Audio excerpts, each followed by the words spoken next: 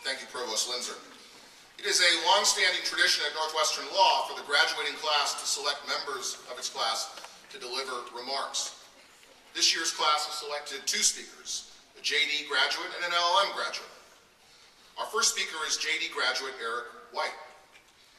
Eric came to Northwestern from the South, where he graduated from the University of Florida and served as a Teach for America Corps member in Charlotte, North Carolina. While a student at Northwestern Law, Eric was an associate editor of the Law Review, a Kirkland & Ellis Diversity Fellow, co-chair of Black History Month, and co-chair of Barristers Ball.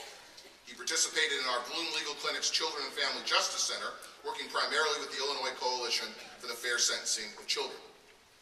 After graduation, Eric will be completing a Public Interest Law Initiative Fellowship at the Chicago Lawyers Committee for Civil Rights under law, and in the fall, he will join the litigation department at Kirkland & Ellis here in Chicago. Eric.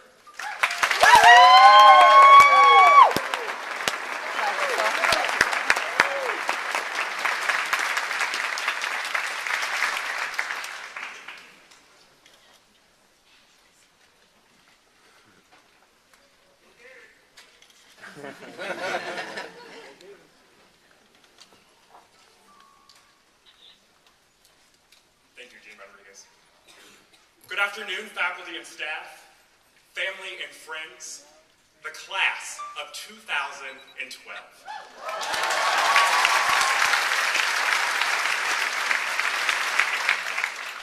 Today is a very special day for everyone sitting in this room, but a certain group deserves special recognition. As Sunday is Mother's Day, I want to dedicate this speech to all of the mothers and mother figures who helped each one of us get through law school.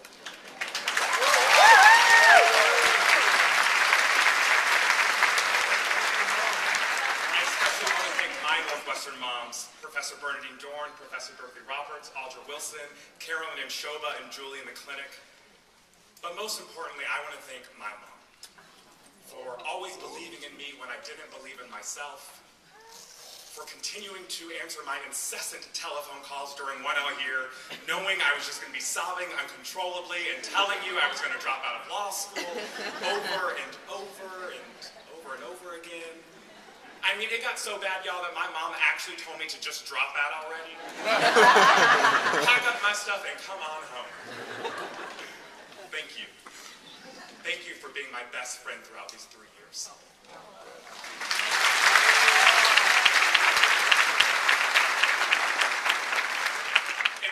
Wasn't it a crazy 3 years, y'all? I mean, I often found myself thinking, why in the world did I listen to my dad? Why did I come to law school? I mean, maybe I don't want to be Atticus Finch. Or more realistically, the next Judge Joe Brown. Nonetheless, law school continued and I'm still here. Granted, with darker circles under my eyes, more love on my handles, a deteriorating immune system, and I believe I found a few gray hairs the other morning, which I am sure are going to turn into Obama's salt and pepper hair within the next few years or so, but hey, I'm still here, with a smile. How and why I'm still here is exactly what I want to talk about today, because I think that is what will make each one of us become better lawyers and better citizens of this world.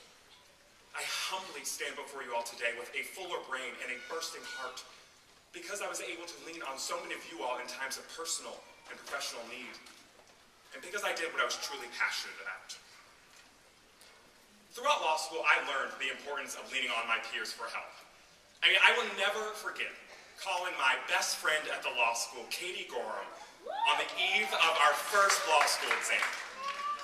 Contracts. In between gasps for air and snot and tears rolling down my face, I confessed to Katie that I had absolutely 100% no idea what expectation damages were. For those non-lawyers in the room, expectation damages are a very central, core, some might even say foundational principle of contracts law. So as you can imagine, I was freaking out. In her always motherly tone, Katie said, "Eric, you've got this. Calm down. You've got this." And she was right. Sort of. Sorry, Professor Brennan. I just needed a friendly boost of confidence in what seemed like an apocalyptic storm. Thank you. There's absolutely no way I could have made it through 1 out year without my study group of Nassim Nazimi, Heidi Hansberry, Jonathan Riley, Go Gators, and Kai Sheffield. When I was weak in an area, someone else was strong, and vice versa. When we were all weak, we just had cupcakes and bottles of wine, and took a break and started anew later. When law school got so stressful and I didn't have the energy to go home and cook, and I had Chipotle more than any human being should ever have Chipotle in 1 week. Annie Harris and Jim Keeber were always there, judging me. And encouraging me to get back into the gym. And then there was Alberta Yan, who had a completely different philosophy. When life gets you down, just eat the cupcake. Heck, have a box of 4. It'll make you feel that much better. My point is this. As I have looked towards you all for help over these past 3 years, I plan to continue to do the same once we graduate. And I hope you all do as well. This summer, studying for the bar is going to be a lot like 1 out year. We're going to need each other, whether it's for academic help or just someone to get a cupcake with. Lean on each other. No matter where we are in the fall, we are surely going to encounter what at times seem like insurmountable odds. Whether it's managing a high caseload, researching a point of law you've never researched before, or dealing with a partner who emails you on Friday at 5 p.m. from the golf course that those briefs are due by Monday morning and you had a weekend filled with fun festivities. Lean on each other. I mean, I've already started what I'll call my lean on list for Kirkland, and I suggest you all do the same. I've got Stan Walsh for my never-ending blue booking questions. Thank you. Cassie Cooey for when I need to just take a break and go on a J. Crew shopping spree. And who could forget? Michael Potin. I've got Mike for when I need to pull an all-nighter, as I'm sure he will still be there with his unkempt beard, his nasty, nasty green Boston Red Sox hat that I'm surprised he even took off for graduation, and a mini fridge filled with Diet Coke and 5-hour energy drink. Wherever you go, whatever you do, I truly hope that you surround yourself with people who will build you up when you're broken, guide you when you're lost, and make you laugh when you can't even crack a smile. Not only did leaning on my peers help me get through law school, but doing what I was truly passionate about made it that much easier to work relentlessly. Before coming to law school, I taught 6th grade in Charlotte, North Carolina with Teach for America. Through this experience, I gained such a unique perspective on how our country treats one of the, if not the most muted, vulnerable, helpless subpopulations of society: children.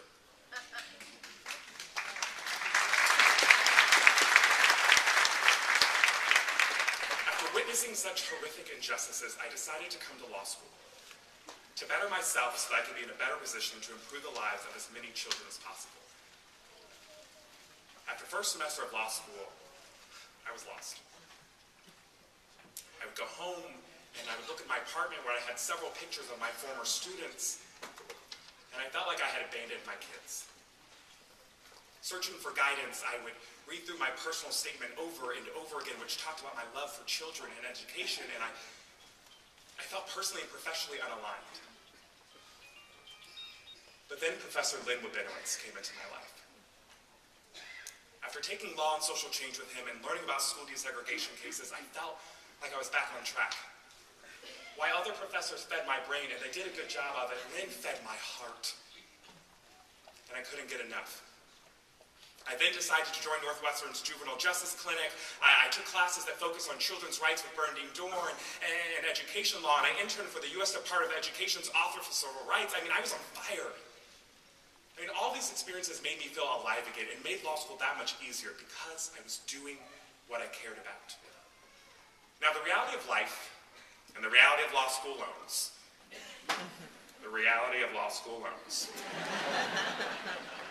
has taken me down a different path for now, as I'm sure it has for many of us. But I challenge, I beg you. I beg you because I think it's that important. I beg you to hold tight to your convictions and your ideals. Revisit your personal statements that got you into law school, and I'm sure that most of you will find what you're truly passionate about. And if you don't find guidance there, keep looking, but don't stop until you find what shakes you at your innermost core. Now, I know that many of you are truly 100% passionate about mergers and acquisitions, white-collar defense, intellectual property, and so on, and that's fine. A little weird, but that's fine. But I firmly believe that we have all been given such an amazing an opportunity I pray that my former students will have to attend such a fine institution as this, which comes with a very great and very serious responsibility to pay it forward to those who don't have the privileges and luxuries that we do.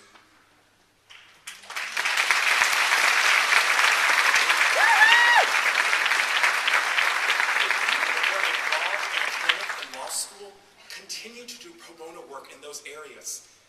If you volunteer with a reading or tutoring program, continue to engage with children. But don't sit back and wait for those opportunities to come to you, because they're not. Seek them out. Now, I know the first few years of practice, we're going to be, just trying to figure out how in the world to be lawyers. And pro bono work's not going to be on the front of our brains, but remember what it felt like when your wrongfully convicted clinic client got released from prison, or when you helped a small startup company register a trademark, or when your fourth grade student who you tutored came back to you and told you that she got an A on her reading test because you helped her. Remember that. Do it because it's your professional duty. Do it because it's the right thing to do. Do it because you care. Thank you to the class of 2012 for always being there when I needed someone to lean on.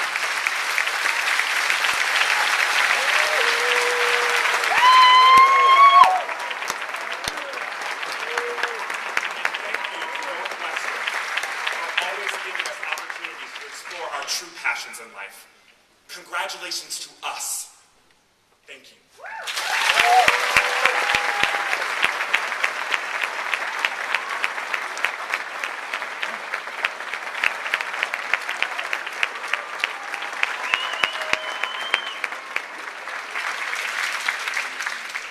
Thank you very much, Eric. Now I'm pleased